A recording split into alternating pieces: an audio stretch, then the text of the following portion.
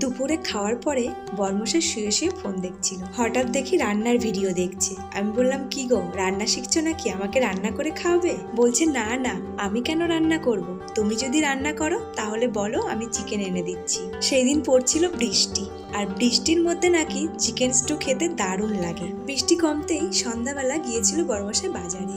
500 chicken এনেছে আর এনেছে কিছু সবজি। দুপুরে রান্না করেছিলাম ইলিশ মাছ। আমি বললাম, তাহলে কি রাতে মাছ খাবে না? বলছে, সব খাবো, তুমি তাড়াতাড়ি করে চিকেন স্টুটা রান্না করে নিয়ে আস। বৃষ্টি পড়লেও গরম কিন্তু একটুও কমেনি। এই গরমে রান্না করা কিন্তু ভীষণ কষ্টের একটা কাজ।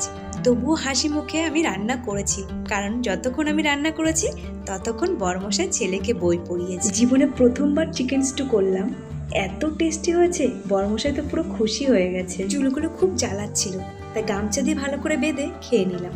এবার ইন্দুলেখা তেল মেখে ঘুমাতে যাবো। যাই বাস।